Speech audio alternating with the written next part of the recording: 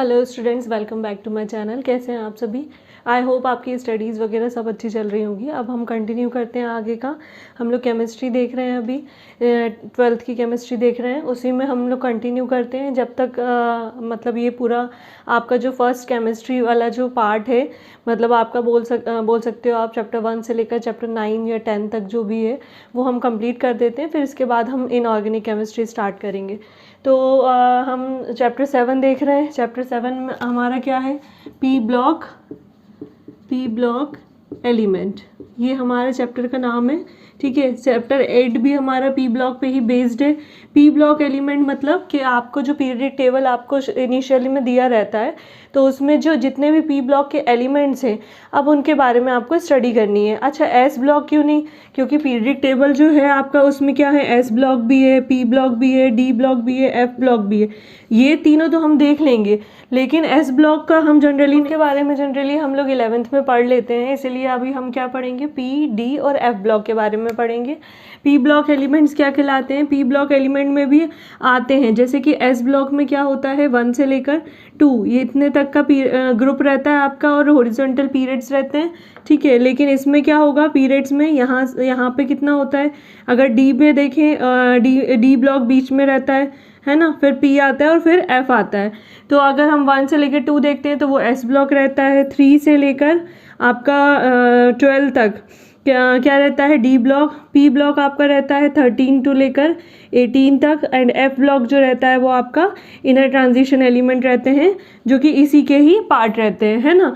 तो अभी हमें पढ़ना क्या है? हमें पी ब्लॉक पढ़ना है। तो पी ब्लॉक में मोस्टली हम पढ़ेंगे 15 ग्रुप को, 16 को, 17 को और 18 को। क्यों इन्हीं को पढ़ना है? हमें इन्हीं ग्रुप्स को पढ़ना है। क्यों? क्योंकि बेसिकली ये इनके जो एलिमेंट्स होते हैं वो बहुत ज़्यादा अबेंडेंट क्वांटिटी में पाए जाते हैं और वो हाईली रिएक्टिव होते हैं। साथ में मोर क्वांटिटी में एटमॉस्फेयर में देखने को कंपाउंड्स के फॉर्म में या खुद नॉन कंपाउंड्स के फॉर्म में देखने को मिलते हैं।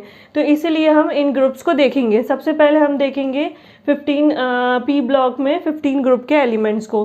15 ग्रुप को नाइट्रोजन फैमिली भी कहा जाता है। ठीक है, नाइट्रोजन फैमिली। अब इनमें भी क्या है, हर एक एलिमेंट को स्पेसिफिक नहीं पढ़ना है, हर एक एलिमेंट के बारे में बहुत डीप में नहीं पढ़ना है। इनमें भी कुछ ऐसे एलिमेंट्स हैं जो बहुत ज़्यादा अबेंडेंट क्वांटिटी में पाए जाते हैं। जैसे कि अब हम 15 ग्रुप में पढ़ रहे हैं, तो 15 ग्रुप को पूरे को बोला जाता है नाइट्रोजन फैमिली, या इनको कहा जाता है नाइकोजेंस। क्या कहा जाता है? नाइकोजेंस। नाइकोजेंस का मतलब होता है सफोकेशन कॉजिंग एजेंट, मतलब एलिमेंट्स, ठीक है, जो कि सफोकेशन जनरली कॉज करते हैं। ये इन एलिमेंट्स के कारण जनरली मतलब हाई क्वांटिटी के कारण सफोकेशन होने लगती है। ठीक है, नाइट्रोजन फैमिली में कितने एलिमेंट्स आते हैं? टोटल 5 एलिमेंट्स आते हैं। ठीक है, कौन कौन से?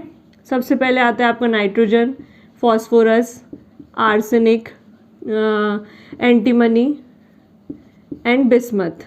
ठीक है, ये 5 एलिमेंट आपके किसके हैं? नाइट्रोजन फैमिली के। नाइट्रोजन फैमिली में ये पांचों एलिमेंट हैं। इनके फॉर्मूले भी आप याद रख लीजिएगा, इनका इलेक्ट्रॉनिक कॉन्फ़िगरेशन, इनका एटॉमिक नंबर, एटॉमिक मास भी आप याद रख लीजिएगा। इनमें सबसे ज़्यादा हम जो पढ़ेंगे, किसके बारे में पढ़ेंगे? 2 ही ऐसे एलिमेंट हैं जो अबेंडेंट क्वांटिटी में पाए जाते हैं, वो है एक नाइट्रोजन और एक है फॉस्फोरस। इनके बारे में हम मोस्टली देखेंगे। तो सबसे पहले हम देखते हैं नाइट्रोजन के बारे में। नाइट्रोजन क्या होता है? नाइट्रोजन अगर देखा जाए तो अदर एलिमेंट के कंपैरिजन में, मतलब जितने भी इसके एलिमेंट के, मतलब इस फैमिली के एलिमेंट्स हैं, 5 एलिमेंट्स, उनके कंपैरिजन में जो नाइट्रोजन है एक इकलौता, अगर मान के चलो आप, तो नाइट्रोजन एक अकेला जो रहता है डिसिमिलर रहता है, अलग प्रॉपर्टी शो करता है बाकी अदर एलिमेंट्स के कंपैरिजन में। क्या क्या होता है? नाइट्रोजन सबसे पहले तो क्या होता है? गैस फॉर्म में मिलता है। ठीक है, और गैस फॉर्म में होने के कारण नॉर्मल, मतलब नॉर्मल टेम्परेचर पे अगर आप बात करो NT पे, तो ये जनरली गैस के फॉर्म में होता है। और कैसा होता है? कलरलेस होता है, कलरलेस, और साथ में ऑर्डरलेस होता है। ठीक है, बाकी एलिमेंट्स जो रहते हैं वो सॉलिड में भी मिल सकते हैं आपको, लिक्विड में भी मिल सकते हैं, लेकिन ये जो रहता है ये सिर्फ कैसा रहता है? गैस फॉर्म में। दूसरा पॉइंट आता है, पहला तो ये हो गया, दूसरा पॉइंट आता है नाइट्रोजन हमेशा क्या होता है, डायएटॉमिक फॉर्म में होता है। डायएटॉमिक का मतलब होता है दो आइटम्स मिलके बनने वाला, जैसे कि ये एन एन एन, ये ट्रिपल बॉन्ड बनाएगा एन ट्रिपल बॉन्ड एन, तो ये कहलाता है आपका डायटॉमिक नेचर। ठीक है, तो नाइट्रोजन हमेशा डायटॉमिक नेचर में मिलता है। बाकी अदर एलिमेंट देखें तो mono atomic, diatomic, multi atomic form में पाए जाते हैं, मतलब लाइक P4 भी होगा, AS4 भी होगा, एंटीमनी 4 भी होगा, इस तरीके से। ठीक है, फिर इसके बाद देखें तो ये क्या करता है, ये ऑक्साइड्स बना लेता है। ठीक है, ऑक्साइड्स बनाता है और अदर एलिमेंट जो रहते हैं ऑक्साइड्स फॉर्म करता है। लेकिन बाकी अदर एलिमेंट्स जो है, मतलब ऑक्साइड्स भी कैसे, सिंपल ऑक्साइड्स बनाता है, मतलब पॉलीमरिक नहीं बना पाता, सिंपल ऑक्साइड्स बनाता है, लाइक NO2 बनाएगा, NO3 बनाएगा। लेकिन बाकी जो रहते हैं वो क्या रहते हैं, वो पॉली ऑक्साइड्स बनाते हैं। पॉली ऑक्साइड्स का मतलब जैसे P2O5 हो गया, ठीक है, P4O6 हो गया, इस तरीके से क्या होते हैं, पॉली ऑक्साइड्स बनाते हैं। तो बाकी मतलब as compare to other element हम नाइट्रोजन की बात करें तो कुछ हम प्रॉपर्टीज़ देख रहे हैं नाइट्रोजन फैमिली की, जो कि नाइट्रोजन फैमिली में नाइट्रोजन ही रिप्रेजेंट करेगा, तो अदर एलिमेंट्स के कंपैरिजन में वो इस टाइप से रहता है। फोर्थ पॉइंट देखें तो ये क्या करता है, ये हाइड्राइड्स भी बनाता है। बाकी अदर एलिमेंट्स जो रहते हैं वो हाइड्राइड्स नहीं बना पाते। ठीक है, हाइड्राइड्स फॉर्म करता है। इस तरीके के नेचर होते हैं किसके, नाइट्रोजन के। एक और चीज़ होती है क्या कि जो ये अगर हम रिएक्टिविटी देखें, रिएक्टिविटी की बात करें, अगर हम रिएक्टिविटी कि कितना रिएक्टिव होता है, तो नाइट्रोजन ज़्यादा रिएक्टिव होता है। N2 जो होता है, रिएक्टिविटी होती है वो ज़्यादा रिएक्टिव होता है, और रिएक्टिविटी जो होती है डिक्रीज होती है ऊपर से, नाइट्रोजन से लेकर बिस्मथ तक। ठीक है, यहाँ से लेकर यहाँ तक रिएक्टिविटी जो रहेगी वो कैसी होगी, डिक्रीज होगी।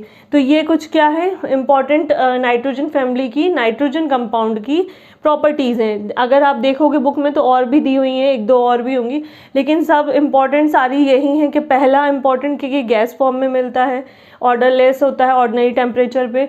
नॉर्मल टेम्परेचर की बात करें डायटॉमिक फॉर्म में होता है, ऑक्साइड्स फॉर्म करता है लेकिन पॉलीऑक्साइड्स नहीं करता है। ठीक है, पॉलीऑक्साइड्स फॉर्म नहीं करता है, हाइड्राइड्स बनाता है, हाइड्राइड्स फॉर्म करता है।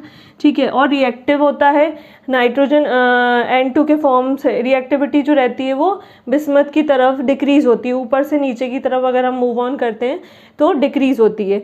अब इसके बाद आते हैं नाइट्रोजन का एनामोलस बिहेवियर पे। एनामोलस बिहेवियर का मतलब होता है नाइट्रोजन का एनामोलस बिहेवियर। इसका मतलब होता है कि मतलब कोई भी ऐसा बिहेवियर, मतलब एक ऐसा कंपाउंड या एक ऐसा एलिमेंट जो कि एक अलग ही प्रॉपर्टी शो करे। मतलब जैसे ये हमने देख लिया कि कौन कौन सी प्रॉपर्टी ये शो करता है। अब इसका रीज़न क्या है कि ये इतना अलग मतलब शो करता है अदर एलिमेंट्स के कंपैरिजन में। तो पहला होता है इसका स्मॉल साइज़। ठीक है, ये जनरली पूछा जाता है। आप एनामोलस जो बिहेवियर है वो पूछ सकते हैं कि write down the anomalous behaviour of nitrogen या फास्फोरस, इस तरीके से। फास्फोरस का नहीं पूछा जाएगा, हम हर एक ग्रुप में जब पढ़ेंगे 15, 16, 17, 18 तो इन सब में स्पेसिफिक हर एक एलिमेंट का जो कि रिप्रेजेंट करेगा अपनी पूरी फैमिली को, उसका ही हमें बिहेवियर पढ़ना होगा। तो हम पहले नाइट्रोजन फैमिली पढ़ रहे हैं तो नाइट्रोजन फैमिली में नाइट्रोजन का ही पढ़ना है। तो एनोमलस बिहेवियर में नाइट्रोजन इसलिए होता है, इस तरीके की प्रॉपर्टीज़ या डिसिमिलैरिटीज़ वो अदर एलिमेंट्स के कंपैरिजन में इसलिए शो करता है। पहला रीज़न स्मॉल साइज, हाईली, दूसरा रीज़न हाईली इलेक्ट्रोनेगेटिव। ठीक है, मतलब ये बहुत ज़्यादा नेगेटिव होता है, इलेक्ट्रोनेगेटिव नेचर का होता है। थर्ड पॉइंट आते हैं स्मॉल हाईली इलेक्ट्रोनेगेटिव के बाद वैकेंट डी और excuse me orbital not found. इसमें जो होता है क्या वैकेंट डी ऑर्बिटल मिलता नहीं है हमें, इसलिए भी ये क्या होता है मतलब रिएक्टिव होता है, इसलिए भी क्या और मतलब इसलिए ये रिएक्टिव होता है, साथ में वेकेंट डी ऑर्बिटल ना होने के कारण ये मल्टी ऑक्साइड्स मल्टी कंपाउंड्स नहीं बना पाता। फोर्थ आते हैं इसके, देखा जाए तो इसमें क्या होते हैं, मल्टीपल बॉन्ड्स पाए जाते हैं। मल्टीपल बॉन्ड्स मतलब जैसे कि अगर हम देखें, मतलब मल्टीपल बॉन्ड्स बनाने की टेंडेंसी होती है, इसमें टेंडेंसी होती है। इट मीन्स जैसे कि नाइट्रोजन अगर इस तरीके से बंधा हुआ है 3 बॉन्ड से, तो इसमें जो बॉन्ड्स होते हैं वो कौन से होते हैं, मल्टीपल बॉन्ड। मतलब कहने का मतलब सिंगल बॉन्ड भी नहीं है, डबल नहीं है, सीधे सीधे ट्रिपल बॉन्ड है। तो पहला बॉन्ड जो रहता है ऊपर का वो रहता है कैसा आपका, पाई बॉन्ड, ठीक है, पाई, नीचे भी पाई, और बीच वाला जो रहता है वो सिग्मा। मतलब क्या होता है, 2 पाई बॉन्ड पाए जाते हैं इसमें और एक सिग्मा बॉन्ड होता है। इस तरीके से इसको लिखा जाता है सिग्मा बॉन्ड। ये आपने पढ़े होंगे 11th में, बॉन्ड कितने टाइप के होते हैं और ये कैसे होते हैं, स्ट्रॉन्ग होते हैं। इन बॉन्ड के स्ट्रॉन्ग होने के कारण ही नाइट्रोजन जो रहता है फ्री स्टेट में नहीं, जनरली कंबाइंड स्टेट में पाया जाता है, ठीक है। तो ये थी कुछ क्या प्रॉपर्टीज़ किसकी, नाइट्रोजन फैमिली के, नाइट्रोजन एलिमेंट्स की। एनोमलस बिहेवियर के बाद हम देखते हैं डायगोनल रिलेशनशिप। डायगोनल रिलेशनशिप का मतलब क्या होता है, डायगोनल रिलेशनशिप, डायगोनल मतलब आपको समझ में आ रहा होगा वर्ड से कि कुछ डायगोनल टाइप से, मतलब मान के चलो डायगोनल रिलेशनशिप का मतलब होता है जैसे एक क्लास में एक बेंच पे 1 2 3 4 इस तरीके से स्टूडेंट्स बैठे हुए हैं। यहाँ एक स्टूडेंट बैठा है, एक यहाँ बैठा है, एक यहाँ बैठा है, एक यहाँ बैठा है। तो क्या होगा कि जनरली 1 वाला जो रहेगा, फर्स्ट वाला जो स्टूडेंट रहेगा वो इसके साथ कोई रिलेशनशिप नहीं दिखाएगा, मतलब फ्रेंडशिप नहीं है, इसके साथ भी इसकी कोई फ्रेंडशिप नहीं है। ये सीधे क्या करेगा, 4 के साथ फ्रेंडशिप करेगा। फ्रेंडशिप इसलिए करेगा क्यों, क्योंकि उसमें उसकी जैसी, उसको अपने जैसी क्या रहेंगी, क्वालिटीज़ दिखाई देंगी। तो इसलिए क्वालिटीज़ दिखाई देंगी प्लस सिमिलैरिटीज़ दिखाई देंगी, इसलिए वो उसके साथ क्या कर लेगा, फ्रेंडशिप कर लेगा। तो इसी को बोला जाता है डायगोनल रिलेशनशिप, मतलब डायगोनल फॉर्म में। तो नाइट्रोजन किसके साथ डायगोनल रिलेशनशिप देगा। अब डायगोनल रिलेशनशिप भी हर एलिमेंट्स का नहीं होगा। आपको नाइट्रोजन फैमिली है, इसके बाद अगर हम दूसरी फैमिली सल्फर फैमिली पढ़ेंगे 16 ग्रुप में, तो उसमें क्या होगा, उसमें भी हम डायगोनल रिलेशनशिप देखेंगे, लेकिन नॉट मतलब अदर एलिमेंट्स, मतलब जैसे फास्फोरस, सल्फर, फास्फोरस, आर्सेनिक, इन सारे अदर एलिमेंट्स की नहीं देखेंगे। फर्स्ट एलिमेंट जो रहता है वो सेकेंड ग्रुप के, मतलब उसके बिसाइड वाले ग्रुप के सेकेंड एलिमेंट से बिसाइड वाले ग्रुप से डायगोनल रिलेशनशिप शो करता है। तो जैसे नाइट्रोजन है, नाइट्रोजन 15 ग्रुप का है, तो यहाँ 16 ग्रुप जब स्टार्ट होता है तो 16 ग्रुप में सबसे पहले आता है ऑक्सीजन और फिर आता है आपका सल्फर, ठीक है। तो सल्फर के साथ क्या करता है, ये 16 ग्रुप में सल्फर के साथ डायगोनल रिलेशनशिप शो करता है। डायगोनल रिलेशनशिप का मतलब जितनी प्रॉपर्टीज इसकी एनोमलस बिहेवियर की रहेंगी, वही सेम प्रॉपर्टी किसकी रहेंगी, सल्फर की रहेंगी। मतलब कि दोनों क्या करेंगे, सल्फर और नाइट्रोजन दोनों ही स्मॉल साइज़ के हो जाएंगे, दोनों ही हाईली रिएक्टिव हो जाएंगे, दोनों में ही वेकेंट डी ऑर्बिटल नहीं होंगे, दोनों ही मल्टीपल टेंडेंसी के बॉन्ड्स बना पाएंगे। तो ये कहलाता है डायगोनल रिलेशनशिप। मतलब सल्फर और नाइट्रोजन दोनों ही एक दूसरे के साथ एक जैसी प्रॉपर्टी शो करेंगे, वो कहलाता है आपका डायगोनल रिलेशनशिप। आई होप इतना समझ में आ गया होगा, क्लियर होगा आपको। अब हम आगे देखते हैं क्या, नाइट्रोजन की या अदर एलिमेंट्स की, जितने भी अदर एलिमेंट्स हैं उनकी फिजिकल प्रॉपर्टीज़। फिजिकल प्रॉपर्टीज़ भी हमें पता होना चाहिए, बाकी अदर एलिमेंट की फिजिकल प्रॉपर्टीज़ क्या हैं तो वो देखते हैं। Properties of physical properties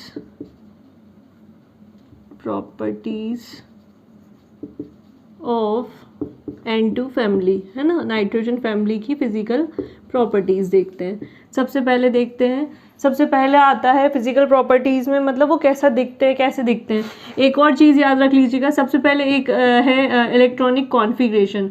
electronic configuration आपने पढ़ा होगा, इलेक्ट्रॉनिक कॉन्फ़िगरेशन EC क्या होता है। इलेक्ट्रॉनिक कॉन्फ़िगरेशन 11th में पढ़ा होगा, निकाला होगा आपने डायगोनल रिलेशनशिप ऑफ बाउ प्रिंसिपल वगैरह में, है ना। तो वही है इलेक्ट्रॉनिक कॉन्फ़िगरेशन। इलेक्ट्रॉनिक कॉन्फ़िगरेशन जो 15 ग्रुप के एलिमेंट होते हैं, 15 ग्रुप के एलिमेंट्स, वो क्या करते हैं हमेशा 1s2, या आप ऐसे लिख सकते हो NS2 NP3, ये शो करते हैं। मतलब इनका जो इलेक्ट्रॉनिक कॉन्फ़िगरेशन होता है NH2 NP3 का मतलब होता है कि इनकी जितनी भी शेल रहेंगी, लास्ट वाली शेल, लास्ट वाला जो ऑर्बिटल रहेगा उसमें लास्ट इलेक्ट्रॉन या तो 2 रहेगा या तो 3 रहेगा, 3 और 2 के फॉर्म में ही रहेगा। मतलब इलेक्ट्रॉनिक कॉन्फ़िगरेशन इनका NH2 NP3 ही रहेगा, ठीक है। जैसे कि हम निकाल के देखते हैं हमारे जो एलिमेंट्स हैं, नाइट्रोजन है, नाइट्रोजन का कितना होता है 7 के बेसिस पे निकालेंगे तो कैसे निकालेंगे 1s2 2s2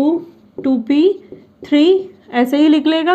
नाइट्रोजन के बाद आता है आपका कौन सा एलिमेंट, फॉस्फोरस, फॉस्फोरस का 15 1s2 2s2 2p6, ठीक है ना, 10 3s2 3p3, है ना। इस तरीके से निकालते हैं हम इलेक्ट्रॉनिक कॉन्फ़िगरेशन। तो ये इलेक्ट्रॉनिक कॉन्फ़िगरेशन में अगर आप देखोगे तो लास्ट वाली जितनी भी शेल रहेगी उसमें क्या रहेगा, नंबर चाहे 2 रहे, 3 रहे, 5 रहे, 4 रहे, 10 रहे, कुछ भी रहे, लेकिन लास्ट वाली जो शेल रहेगी उसमें इलेक्ट्रॉन, मैक्सिमम इलेक्ट्रॉन 2 और 3 ही रहेंगे, ठीक है। तो ये इनका इलेक्ट्रॉनिक कॉन्फ़िगरेशन हुआ। इसके बाद और भी हैं, आप निकाल सकते हो, बाकी का भी आप निकाल के देख लेना। जैसे नाइट्रोजन हो गया, फॉस्फोरस हो गया आपका, आर्सेनिक का 33 होता है। फिर इसके बाद आप एंटीमनी का निकाल के देखना, एंटीमनी का शायद 51 होता है। एंड आपका बिस्मिथ हो गया, बिस्मिथ का 83 होता है शायद, हाँ 83 होता है। तो इन सब के आप निकाल के देखिएगा, कैलकुलेट करके देखिएगा, ठीक है, कि कैसे निकालते हैं 1s2। और उनकी शेल में अगर लास्ट वाली शेल जब आप देखोगे तो उसमें 2 और 3 ही आएगा। अब आते हैं इनके अकरेंस पे। इलेक्ट्रॉनिक कॉन्फ़िगरेशन के बाद आता है अकरेंस। अकरेंस मतलब वही आपका बोल सकते हो आप साइट, कहाँ कहाँ पाए जाते हैं। तो इसमें नाइट्रोजन और फॉस्फोरस 2 ऐसे एलिमेंट्स हैं जिनके बारे में हमने पहले बताया आपको कि इनके बारे में आपको ज़्यादा पढ़ना है। नाइट्रोजन तो आपकी एटमॉस्फेयर में 78% आपको पता ही होगा, ठीक है। हमारी बॉडी में भी नाइट्रोजन पाया जाता है, DNA में पाया जाता है। इसके बाद नाइट्रोजन साइकिल आपने देखी होगी, ठीक है। और अमाइनो एसिड्स हो गया, प्रोटीन हो गया, इन सब में क्या होता है, नाइट्रोजन पाया जाता है। तो नाइट्रोजन एक इम्पॉर्टेंट या अबेंडेंट कंस्टिट्यूएंट है।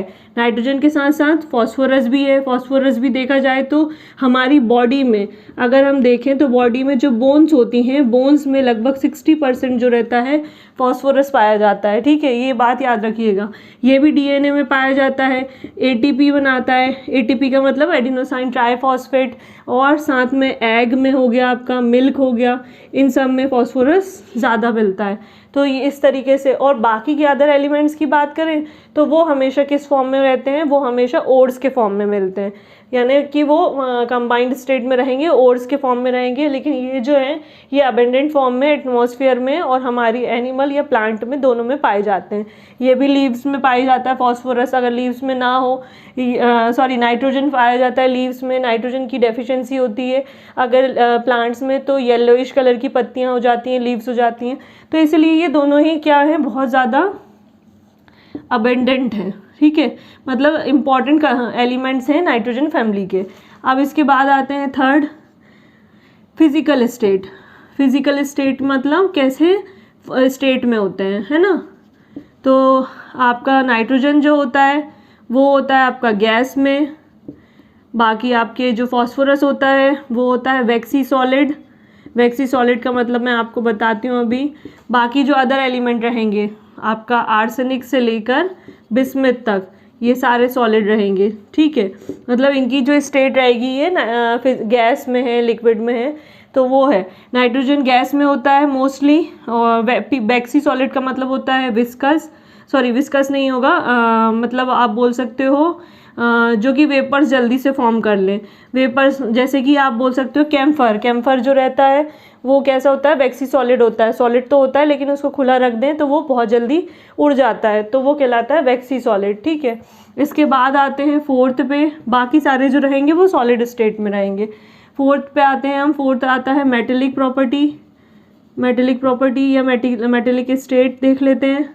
तो नाइट्रोजन जो रहता है वो क्या होता है, नाइट्रोजन साथ में फॉस्फोरस, ये दोनों क्या रहते हैं, नॉन मेटल, ठीक है। बाकी के जो अदर एलिमेंट्स रहेंगे जैसे आर्सेनिक हो गया और आपका एंटीमनी हो गया, ये दोनों रहेंगे आपके मेटलॉइड, मतलब जो कि बीच की स्टेट शो करते हैं, मतलब मेटल और नॉन मेटल दोनों की प्रॉपर्टी। और बिस्मिथ एक अकेला होता है आपका क्या, मेटल, ये होती है मेटेलिक स्टेट, ठीक है। इसके बाद हम देखें, अच्छा फिजिकल स्टेट में एक और चीज़ मैं आपको बता देती हूँ कि क्या होता है। रिएक्टिविटी जो मैंने बताई थी आपको, तो उसमें क्या होता है, ये जो फॉस्फोरस होता है, फॉस्फोरस एक ऐसा एलिमेंट है, अगर इसको हम क्या कर देते हैं, नॉर्मली ऐसा खुला रख देते हैं, वैक्सी सॉलिड है, नॉर्मली ऐसे ही रख दिया जाएगा अगर खुले में, मतलब जैसे टेबल पे मैंने अभी फॉस्फोरस को रख दिया, वैक्सी सॉलिड फॉर्म में है, तो क्या करेगा ये एयर से ऑक्सीजन ऑक्सीजन से रिएक्शन कर लेगा और क्या हो जाएगा, बर्निंग शो करेगा, मतलब बर्न हो जाएगा। इसीलिए इसको हमेशा किस में रखा जाता है, डिप करके वाटर में रखा जाता है, मतलब फॉस्फोरस को हमेशा वाटर में रखा जाता है। और उसमें भी फॉस्फोरस का कौन सा फॉर्म करता है, वाइट कलर का, ठीक है, मतलब ये कलर्स भी शो करता है, अलग अलग कलर्स आते हैं, जैसे कि फॉस्फोरस है, फॉस्फोरस वाइट भी होता है, रेड भी होता है, ब्लैक कलर का होता है। अगर इनकी बात करें हम, आर्सेनिक और एंटीमनी और बिस्मथ, तो ये तीनों भी क्या करते हैं, ये तीनों भी येलो, ब्लैक नहीं, येलो ग्रे, ठीक है, ग्रे, इस तरीके के कलर तीनों शो करते हैं। बाकी नाइट्रोजन जो रहता है वो ही एक ऐसा एलिमेंट है जो कलरलेस होता है। फिजिकल स्टेट में आप ये भी लिख सकते हो कि इनकी जो, अगर हम फॉस्फोरस को देखें तो डिफरेंट डिफरेंट कलर्स के क्या करता है, ये हमें देता है, मतलब इसको हम बोल सकते हैं, ये आपकी फोर्थ प्रॉपर्टी हो जाएगी, इसको बोला जाता है एलोट्रॉप्स, ठीक है, एलोट्रॉप्स। एलोट्रॉप्स का मतलब ही ये होता है कि अलग अलग कलर्स फॉर्म करना, अलग अलग कलर्स के कंपाउंड्स फॉर्म करना, है ना। तो उसमें आप क्या लिख सकते हो, जैसे कि फॉस्फोरस है, तो फॉस्फोरस क्या रहेगा, रेड रहेगा, वाइट रहेगा, ब्लैक रहेगा, ठीक है। आर्सेनिक आपका येलो और ग्रे रहेगा, ठीक है, ग्रे। बाकी जो बिस्मथ है और एंटीमनी, ये भी वैसे ही रहेंगे, बिस्मथ और एंटीमनी भी येलो और डार्क ग्रे देंगे, ठीक है, इस तरीके के कलर्स देते हैं। नाइट्रोजन नहीं देता है। इसके बाद आते हैं हम 6 प्रॉपर्टी पे, ऑक्सीडेशन स्टेट। ऑक्सीडेशन स्टेट का मतलब होता है, ऑक्सीडेशन आपने पढ़ा भी होगा कि जब किसी शेल से या ऑर्बिटल से क्या होते हैं, इलेक्ट्रॉन्स निकल जाते हैं, गेन ऑफ इलेक्ट्रॉन और लॉस ऑफ इलेक्ट्रॉन, ये 2 चीज़ें पढ़ी होंगी आपने। तो ऑक्सीडेशन स्टेट इनकी जनरली हर एलिमेंट्स की, अब हमें देखनी है आगे जाके हर एक फैमिली में हम ऑक्सीडेशन स्टेट भी देखेंगे, मतलब जो पढ़ने का तरीका है फैमिली का वो इसी वे में रहेगा। पहले उनके बारे में जानेंगे, उनकी क्या डिसिमिलरिटीज़ हैं अदर एलिमेंट से, फिर उनका एनॉमलस बिहेवियर, फिर उनका डायगोनल रिलेशनशिप किसके साथ शो करते हैं, एंड उनकी फिजिकल केमिकल प्रॉपर्टीज़। फिर उसके बाद आती है उनकी मेथड ऑफ प्रिपरेशन, तो वो भी हमें देखनी है कि वो कैसे बनाए जाते हैं। तो ऑक्सीडेशन स्टेट की बात कर रहे थे हम। ऑक्सीडेशन स्टेट आपने पढ़ा होगा, +1 +2 -1 -2, इस तरीके से लॉस ऑफ इलेक्ट्रॉन और गेन ऑफ इलेक्ट्रॉन के बेसिस पे होता है। मतलब शेल में से जब इलेक्ट्रॉन निकलते हैं या इलेक्ट्रॉन लेते हैं तो वो उसी में आती है ऑक्सीडेशन स्टेट। तो ये जो रहते हैं ये क्या होते हैं, -3 से लेकर +3 टू +5 तक ऑक्सीडेशन स्टेट शो करते हैं। मतलब -3 से +5 तक ऑक्सीडेशन स्टेट का मतलब है कि इनकी जो शेल्स होती हैं उससे मतलब +1 भी लिख लेगा, +2 भी लिख लेगा, +3 भी लिख लेगा, +4 भी लिख लेगा, +5, ऐसे इलेक्ट्रॉन +1 +2 +3 +4 +5 इलेक्ट्रॉन्स के फॉर्म में, या आप बोल सकते हो -1 -2 -3 के फॉर्म में भी पाए जाते हैं। क्यों? क्योंकि लॉस ऑफ इलेक्ट्रॉन और गेन ऑफ इलेक्ट्रॉन हो रहा है ना। तो इस तरीके से ऑक्सीडेशन स्टेट का रीज़न भी आप लिख सकते हो। ये generally inert pair effect show करते हैं। अब इनर्ट पेयर इफेक्ट क्या होता है वो भी मैं बताती हूँ। क्या होता है, जैसे कि मान लो आप, ये हमारा इलेक्ट्रॉनिक कॉन्फ़िगरेशन नाइट्रोजन का है। अगर इसमें से मान लो हम एक इलेक्ट्रॉन क्या कर देते हैं, रिमूव कर देते हैं, ठीक है, तो क्या होगा, ये अभी तो ये किस फॉर्म में है, एक तरीके से आप अगर सिंपल लैंग्वेज में कहो तो इसको आप ऑड और इवन के नाम से याद रख सकते हो। ऑड जनरली जो रहता है वो एलिमेंट्स के होते हैं, इनर्ट कहा जा रहा है, इनर्ट का मतलब समझ जाओ आप 18 ग्रुप की बात हो रही है। इनर्ट क्यों? क्योंकि वो जो रहते हैं सारे कैसे होते हैं, नॉबल होते हैं और इनर्ट होते हैं। इनर्ट का मतलब वो जल्दी से रिएक्शन नहीं करते हैं किसी से भी, बहुत कम रिएक्टिव होते हैं और फ्री फॉर्म में पाए जाते हैं, ठीक है, कंबाइंड फॉर्म में नहीं होते। तो इनर्ट पेयर का मतलब ही है, इनर्ट पेयर इफेक्ट का मतलब कि जब किसी शेल से, ठीक है, किसी शेल से हम बात कर रहे हैं यहाँ पे क्या, NH2 NP, 2 में से तो लिख लेगा नहीं डेफिनेटली, किससे लिख लेगा, P से लिख लेगा। और लास्ट वाला ऑर्बिटल में इलेक्ट्रॉन्स के नंबर कितने हैं, 3 मतलब क्या हो गया, ऑड।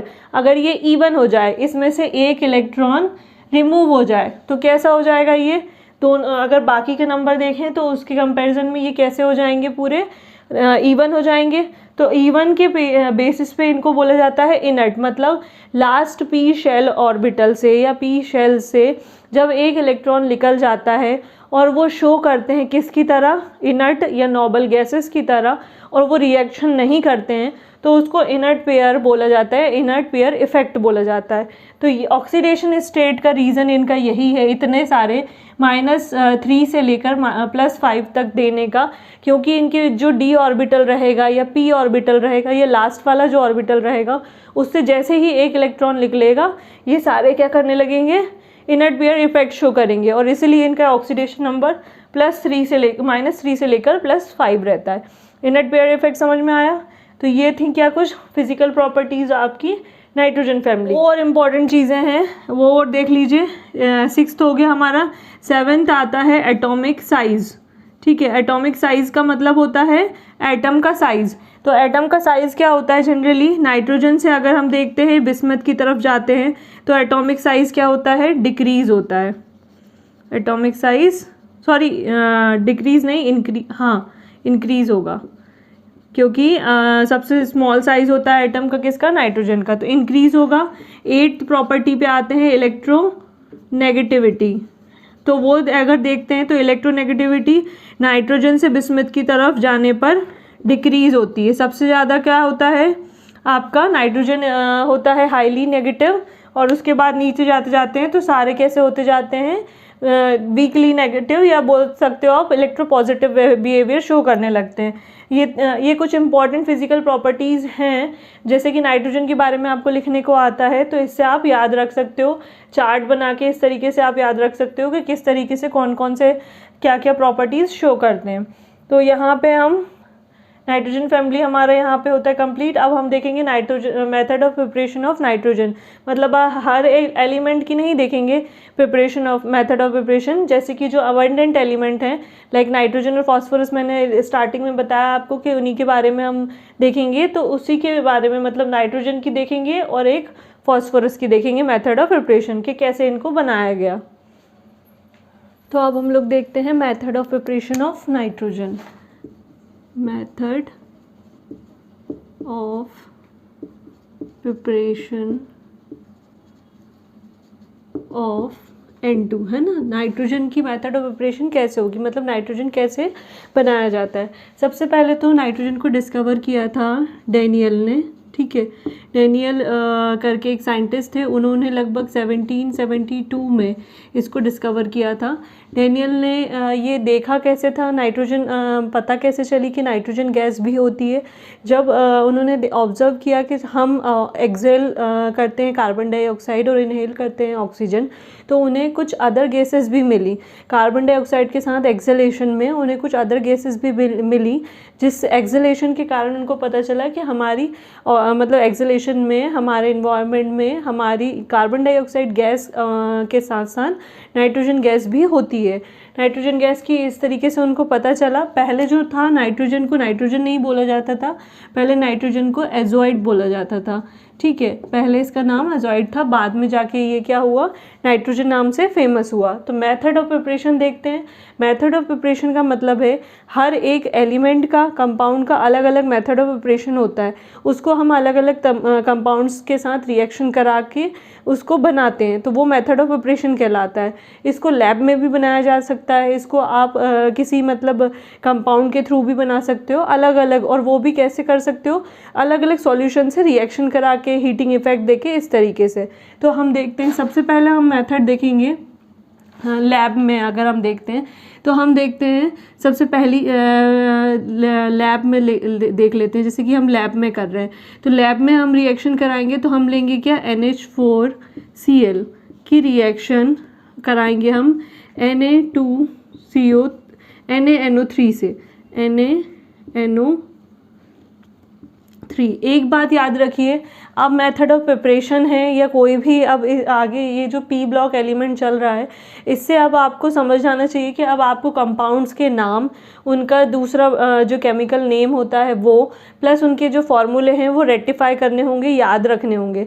साथ में केमिकल रिएक्शंस में कौन से कंपाउंड्स यूज़ हो रहे हैं, हीटिंग हो रही है नहीं हो रही है, टेम्परेचर क्या रखा गया है, कौन सा कैटलिस्ट यूज़ किया गया है, ये चीज़ें भी आपको याद रखनी होंगी। तो इसीलिए आप थोड़ा सा केमिकल रिएक्शन पे जोर दीजिए, ठीक है, और उनके कंपाउंड्स के नाम पर। तो ये कहलाता है आपका NH4Cl अमोनियम क्लोराइड, ठीक है। हम क्या कर रहे हैं, अमोनियम क्लोराइड की रिएक्शन करा रहे हैं किससे, सोडियम नाइट्राइड से, ठीक है, नाइट्रेट से, सॉरी सोडियम नाइट्रेट है, NO3 है, सोडियम नाइट्रेट से रिएक्शन कराएंगे हम, ठीक है। अच्छा, लैब में करा रहे हैं तो ये सॉल्यूशन कैसे रहेंगे, ये सारे सॉल्यूशन जो रहेंगे वो रहेंगे आपके कैसे, एक्वस मतलब लिटिल बिट इसमें पानी रहेगा, ठीक है। इनकी रिएक्शन हमने कराई, एक्वस के लिए हमेशा लगाया जाता है AQ, ठीक है, आप ऐसे भी लिख सकते हो AQ, अगर जहाँ लिखा है इट मीन्स एक्वस लिखा हुआ है। हमें बनाना क्या है, नाइट्रोजन, तो सबसे पहले आप क्या निकाल दोगे, नाइट्रोजन। अब डायरेक्ट तो बनाओगे नहीं, इसको क्या करोगे आप, हीट भी दोगे, तो हीट के लिए हम किसका सिंबल यूज़ करते हैं, डेल का। अब हमने क्या कराया, अमोनियम क्लोराइड की रिएक्शन जब सोडियम नाइट्रेट से कराते हैं और उसको हीट करते हैं तो हमारे पास नाइट्रोजन गैस आ जाती है। बाकी के अदर कंपाउंड्स अब आपको बैलेंस करने होंगे, प्लस उसमें क्या होगा, देखना होगा कि कौन से कंपाउंड्स हैं रेस्टिंग। नाइट्रोजन चाहिए थी, नाइट्रोजन हमें मिल गई, इसमें हाइड्रोजन भी है, क्लोरीन भी है, तो और सोडियम भी है, तो ओब्वियसली इसमें क्या बन सकता है, NaCl बन सकता है और साथ में वाटर बन सकता है। बाकी आप इसको क्या कर सकते हो, बैलेंस कर सकते हो। NaCl कैसा बनेगा, एक्वस, ठीक है, और सॉल्ट के फॉर्म में रहेगा, और वाटर जो रहेगा वो लिक्विड फॉर्म में। इसको आप बैलेंस कर लो रिएक्शन को। इस तरीके से रिएक्शन की जाती हैं या बनाई जाती हैं, इस तरीके से मेथड ऑफ प्रिपरेशन की जाती है। सेकंड देखते हैं अमोनिया के थ्रू, बाय, ये आप लिख लो इन लैब, यहाँ लिख लो बाय अमोनिया के थ्रू। अमोनिया का फॉर्मूला क्या होता है, NH3, NH4 है तो मतलब अमोनियम है, और NH3 है तो मतलब अमोनिया है, ठीक है। मैं कंपाउंड्स के नाम भी आपको बताती जा रही हूँ साथ में, इसीलिए सो दैट कि आपको याद होता चले कि हाँ, हम अमोनियम क्लोराइड की रिएक्शन जब सोडियम नाइट्रेट से कराते हैं, अमोनियम क्लोराइड का फॉर्मूला ये है, सोडियम नाइट्रेट का फॉर्मूला ये, इस तरीके से आपको याद रहेगा। तो बाय अमोनिया के थ्रू क्या बनाना है हमें, नाइट्रोजन। अमोनिया के थ्रू नाइट्रोजन बनाएंगे तो NH3 लेंगे, इसकी रिएक्शन हम कराएंगे CuO से। CuO का फॉर्मूला होता, इसको बोला जाता है कॉपर ऑक्साइड, ठीक है, कॉपर ऑक्साइड से कराएंगे, हीट करेंगे। हीट करना ओब्वियसली बिना उसके हीटिंग के केमिकल रिएक्शन पॉसिबल कंप्लीट होती है, पॉसिबल केमिकल रिएक्शन, लेकिन कंप्लीट नहीं हो पाती। गैस निकालना है ओब्वियसली, तो इसलिए वहाँ पे टेम्परेचर की रिक्वायरमेंट रहेगी। तो यहाँ पे सबसे पहले क्या बना दो आप, नाइट्रोजन गैस, ठीक है, G लिखल गया। अब बचा क्या है यहाँ पे, कॉपर बच रहा है, साथ में वाटर के मॉलिक्यूल H2O, उसको बैलेंस कर लो, ठीक है। अब इसके बाद हम लेते हैं थर्ड रिएक्शन, बाय आप ले सकते हो, एक और इसी में अमोनिया में एक और आप ले सकते हो। अमोनिया की रिएक्शन आप ब्लीचिंग पाउडर से भी करा सकते हो, CaOCl2, इसको बोला जाता है ब्लीचिंग पाउडर, ठीक है, ब्लीचिंग पाउडर, इसको नॉर्मली कहेंगे हम कैल्शियम ऑक्सी क्लोराइड। अमोनिया की रिएक्शन ब्लीचिंग पाउडर से, इसको नॉर्मली कहा जाता है कैल्शियम ऑक्सी क्लोराइड, ठीक है, याद रखना, क्लोराइड।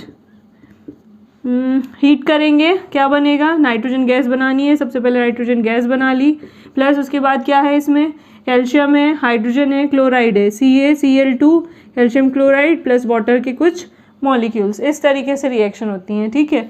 फिर इसके बाद आप थर्ड ले लो, मतलब मेथड ऑफ प्रिपरेशन में जनरली आता मतलब अगर पूछ लेते हैं नाइट्रोजन की मेथड ऑफ प्रिपरेशन, तो पहले तो नाइट्रोजन का इंट्रोडक्शन देना है, फिर उसके बाद मेथड ऑफ प्रिपरेशन में 2 या 3 आप मेथड ऑफ प्रिपरेशन दोगे, फिर इसके बाद आते हैं उसकी केमिकल प्रॉपर्टीज़, फिजिकल प्रॉपर्टीज़ और उसके यूजेस। तो ये 3-4 चीज़ें चलती हैं जब मेथड ऑफ प्रिपरेशन हम किसी भी एक एलिमेंट की या कंपाउंड की लेते हैं, ठीक है। यही चलेगा वे आपका, मतलब जो आगे आप करते जाओगे पढ़ते जाओगे वो इसी तरीके से चलेगा। ये हो गया। इसके बाद आप बना सकते हो बाय अमोनिया से बना लिया हमने। और कौन से कंपाउंड्स होते हैं बाय बना सकते हो आप अमोनियम डाइक्रोमेट से, अमोनियम डाइक्रोमेट, ठीक है। अमोनियम डाइक्रोमेट का फॉर्मूला क्या होगा, अमोनियम आ रहा है मतलब NH4, डाइक्रोमेट, ठीक है, Cr2O7, ये कहलाता है आपका क्या, अमोनियम डाइक्रोमेट। फॉर्मूला याद रख लीजिए।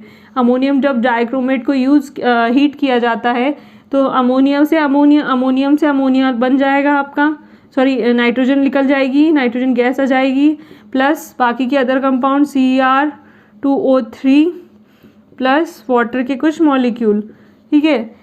कंपाउंड देखो सबसे पहले तो कि कंपाउंड में कौन कौन से एलिमेंट है, कार्बन है, ऑक्सीजन है, नाइट्रोजन है, हाइड्रोजन है, 4 ही एलिमेंट हैं। तो कंपाउंड कैसे बन सकते हैं, या तो 2 बनेंगे या तो 3 बनेंगे। ऑक्सीजन और हाइड्रोजन है तो सिंपल समझ जाओ कि वहाँ पे वाटर मॉलिक्यूल बनना ज़रूरी है। क्रोमियम और ऑक्सीजन से रिएक्शन करता है तो क्रोमियम ऑक्साइड बनाता है, इसको बोला जाता है क्रोमियम ऑक्साइड, ठीक है। जैसे और भी अगर रिएक्शन देखोगे आप बाकी की, तो कंपाउंड सिर्फ उस गिनती के, मतलब जो एलिमेंट्स हैं, जो मेन कंपाउंड है वो बना लो, ठीक है। उसके बाद जो बचा हुआ है उसको गैस के फॉर्म में या सिंगल फॉर्म में निकाल दो, नेसेंट फॉर्म में निकाल दो। तो इस तरीके से केमिकल रिएक्शंस, मतलब मेथड ऑफ प्रिपरेशन या केमिकल रिएक्शन कराई जाती हैं। ये हो गए 3 स्टेप हमारे। 3 तरीके से हमने क्या करा, नाइट्रोजन को बनाने का तरीका देखा। अब नाइट्रोजन को बना तो लिया हमने, अब इसकी फिजिकल प्रॉपर्टीज़ क्या है पहले भी मैं बता चुकी हूँ। ऑर्डरलेस होता है, कलरलेस होता है, ठीक है, और साथ में आप कहोगे लाइटर होता है। ऑक्सीजन जो होता है, सॉरी नाइट्रोजन जो होता है वो ऑक्सीजन से लाइटर होता है। इसके मेल्टिंग पॉइंट, बॉइलिंग पॉइंट भी बहुत कम होते हैं, ठीक है। इस तरीके से इसकी फिजिकल प्रॉपर्टी हम पहले भी देख चुके हैं क्या होती हैं। इनका ऑक्सीडेशन स्टेट क्या है, इनका एटॉमिक साइज़ क्या है नाइट्रोजन का, ये हम देख चुके हैं, ठीक है। तो वही फिजिकल प्रॉपर्टी आप इसमें लिख देना। इसके बाद आती हैं क्या, इसकी केमिकल प्रॉपर्टीज़। केमिकल प्रॉपर्टीज़ में मतलब क्या होगा कि जो नाइट्रोजन बनी है, ठीक है, मेथड ऑफ प्रिपरेशन मतलब कि पहले कंपाउंड को बना लो जिसको बना रहे हो, ठीक है। फिर उसकी क्या करो, मेथड ऑफ प्रिपरेशन के बाद 3 इंपॉर्टेंट चीज़ें हैं। पहले कंपाउंड बनाना, फिर उसकी फिजिकल प्रॉपर्टीज़, केमिकल प्रॉपर्टीज़ और उसके यूजेस, ये 3 चीज़ें होती हैं, ठीक है। मतलब अगर आप देखो पूरा एक कंपाउंड जब चलेगा बनेगा तो उसमें 4 स्टेप फॉलो होंगी। पहली method of preparation, physical property, chemical property and then उसके यूजेस। तो इसी वे में हमें चलना है। अब हमारा कंपाउंड तो बन गया, ठीक है। अब इसकी केमिकल प्रॉपर्टीज़, फिजिकल प्रॉपर्टीज़ का मतलब तो समझ में आ गया कि वो कैसा दिखता है, क्या है उसका एटॉमिक साइज़ वगैरह, ये लिख देंगे। केमिकल प्रॉपर्टी मतलब जो बना है उसकी अदर कंपाउंड से रिएक्शन करा दो तो वो कहलाएगा आपका क्या, केमिकल प्रॉपर्टीज़। तो केमिकल प्रॉपर्टीज़ में हम देख लेते हैं, जैसे कि किसकी देखना है, नाइट्रोजन की केमिकल प्रॉपर्टीज़। नाइट्रोजन की रिएक्शन करा दो सबसे पहले, जैसे कि एलिमेंट्स हैं, ठीक है। नाइट्रोजन की रिएक्शन हम करा देते हैं, जैसे कि लिथियम है, ठीक है, Li से करा दो। मेटल से नॉन मेटल की रिएक्शन, लिथियम हो गया, मैग्नीशियम हो गया, नाइट्रोजन N2 के फॉर्म में ही रहेगा, एल्यूमिनियम हो गया, कैल्शियम हो गया, ठीक है। इन सब से, ये क्या है, सारे मेटल्स है ना। हमने किसकी रिएक्शन, नाइट्रोजन की रिएक्शन इन सब से करा दी केमिकल रिएक्शन, क्योंकि नाइट्रोजन जब बन रहा है तो वो किसी ना किसी कंपाउंड से रिएक्शन भी करेगा। जब ये क्या करते हैं, जब नाइट्रोजन मेटल के साथ, ये सारे क्या हैं आपके मेटल, ठीक है, इनके साथ जब रिएक्शन करता है तो ये जनरली क्या बनाता है, नाइट्राइड्स बनाता है, ठीक है। नाइट्राइड्स कैसे बनाएगा, जैसे Li3N2, इसको बोला जाता है लिथियम नाइट्राइड, ठीक है। फिर इसके बाद मैग्नीशियम के साथ रिएक्शन करेगा Mg2n, हाँ Mg2n, तो ये बनाएगा आपका क्या, मैग्नीशियम नाइट्राइड, ठीक है। फिर इसके बाद एल्यूमिनियम से रिएक्शन किया है, ALN क्या कहलाएगा, एल्यूमिनियम, इसको बैलेंस आप कर लीजिएगा, ठीक है। फिर एल्यूमिनियम नाइट्राइड, फिर इसके बाद कैल्शियम से करा तो Ca3N2 कैल्शियम नाइट्राइड, इस तरीके से ये नाइट्राइड्स बनाएगा। मतलब केमिकल प्रॉपर्टीज़ में हमने क्या करा, अलग अलग हमने मेटल से रिएक्शन करा के देख ली। अब इसके बाद हम ऑक्सीजन से भी रिएक्शन करा के देख लेते हैं। अगर ऑक्सीजन से रिएक्शन कराएगा, मतलब नाइट्रोजन जब ऑक्सीजन से रिएक्शन करता है तो N2 ऑक्सीजन से O2 से रिएक्शन करेगा।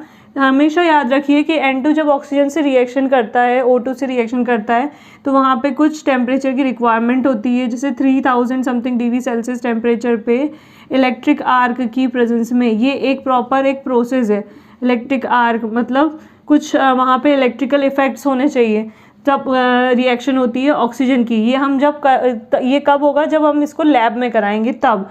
तो बनेगा क्या आपका NO बनेगा, सिर्फ ओनली 2NO, मतलब नाइट्रस ऑक्साइड, ठीक है, NO बनता है। इसको बोला जाता है generally brick land process, brick land and ED process, ठीक है। ये एक प्रोसेस है जो कि ब्रिक लैंड ने कराई थी कि लैब में ऑक्सीजन की नाइट्रोजन के साथ, टेम्परेचर उसने रखा था 3000 डिग्री सेल्सियस, इलेक्ट्रिक आर्क दी थी, मतलब इलेक्ट्रिसिटी पास कराई थी, तो उससे नाइट्रस ऑक्साइड बनाया था। तो इस तरीके से आप उसकी केमिकल प्रॉपर्टीज़ लिख सकते हो। ये क्या हो गई आपकी केमिकल प्रॉपर्टीज़, मतलब कंपाउंड्स के साथ रिएक्शन करने पे क्या मतलब जो बना है वो कंपाउंड्स के साथ रिएक्शन करने पे क्या बनाएगा। अब इसके बाद अगर आप और भी देख सकते हो और भी चीज़ें, जैसे कि कैल्शियम है, कैल्शियम कार्बाइड है, CaCO2 है, वो अगर आपका नाइट्रोजन से रिएक्शन करता है तो ये बनाता है कैल्शियम। जब कैल्शियम कार्बाइड जो है ये CaC2 ये कहलाएगा आपका कैल्शियम कार्बाइड। नाइट्रोजन से रिएक्शन करेगा तो ये कहलाएगा आपका कैल्शियम साइनामाइड, ठीक है। इसका यूज़ किया जाता है फर्टिलाइजर्स में, ठीक है, प्लस कार्बन आपकी निकल जाएगी। इस तरीके से हम क्या कराते हैं, केमिकल रिएक्शन कराते हैं। अच्छा, एक और चीज़ आप याद रखिए, कैल्शियम और भी एक जैसे कि NaN2 है, ठीक है, इसको बोला जाता है सोडियम नाइट्राइड, ठीक है। जब सोडियम से रिएक्शन करेगा मेटल से, वही जैसे लिथियम मैग्नीशियम एल्यूमिनियम कैल्शियम हमने लिया है, ऐसे ही अगर आप क्या कराओगे, सोडियम से रिएक्शन करा दोगे, यहाँ पे सोडियम Na2 हीट कर दोगे तो Na2 बन जाएगा, मतलब क्या हो जाएगा आपका सोडियम नाइट्राइड बन जाएगा, ठीक है।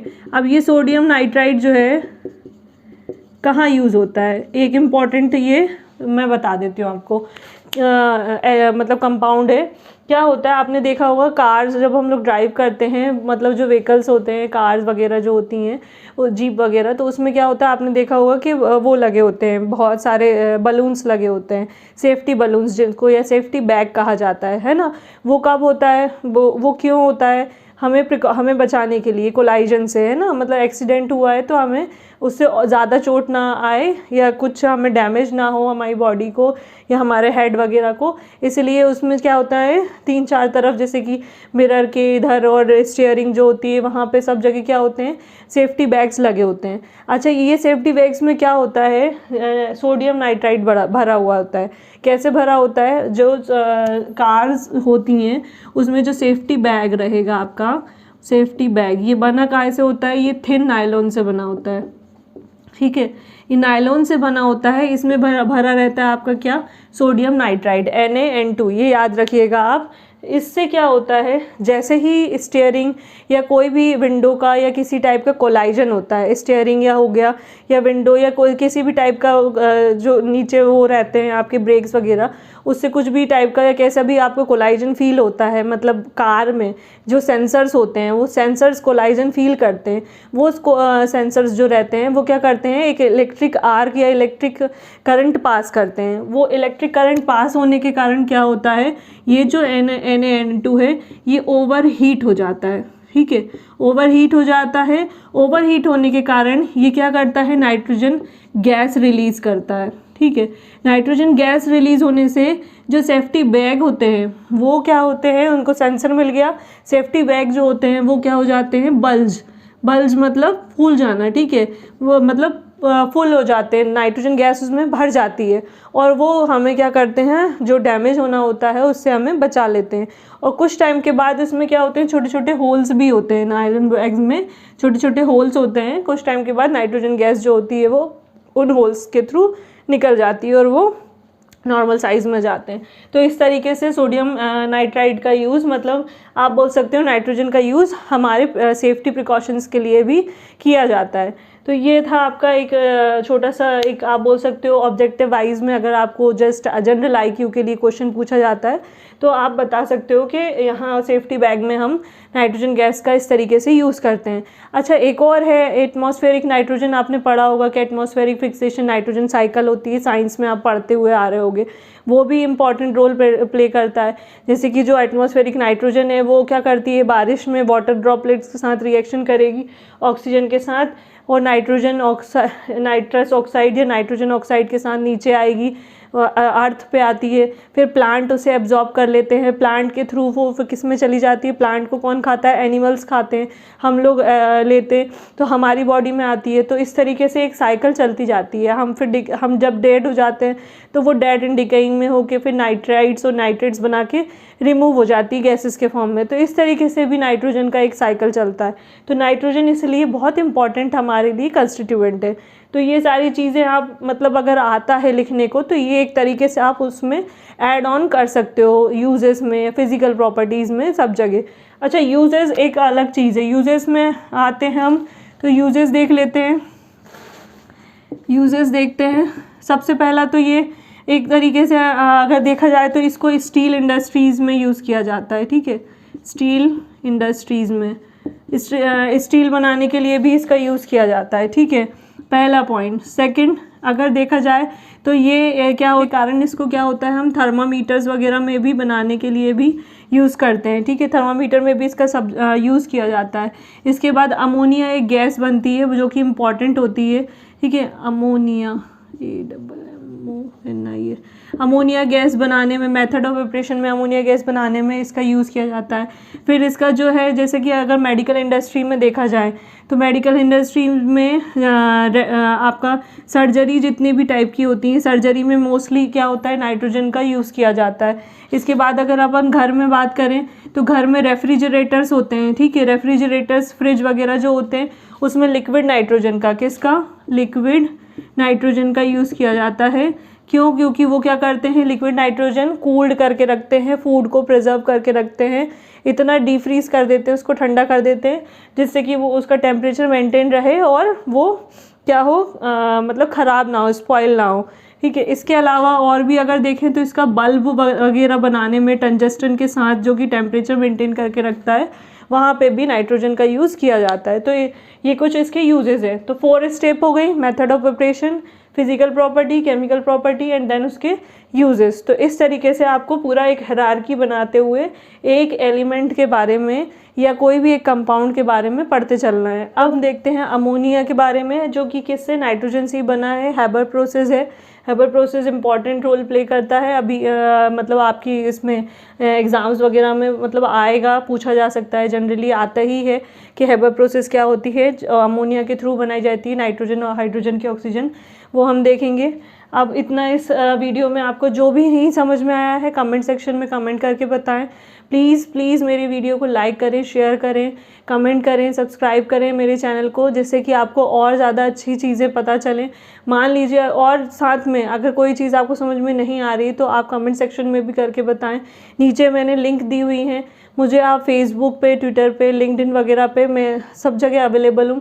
जहाँ आपको जो भी डाउट होता है आप वहाँ जाके उस चीज़ पे, उस लिंक पे क्लिक करके, कमेंट करके या मैसेज करके, थ्रू मैसेज भी आप मुझसे पूछ सकते हैं। मैंने अपना व्हाट्सअप नंबर भी दिया हुआ है, नीचे लाइक में चल रहा है, आप उसे भी देख सकते हैं। उस पर भी आप मैसेज करके मुझसे अपने क्वेश्चंस या डाउट्स या जो भी क्वेरीज हैं उसको पूछ सकते हैं। Thank you.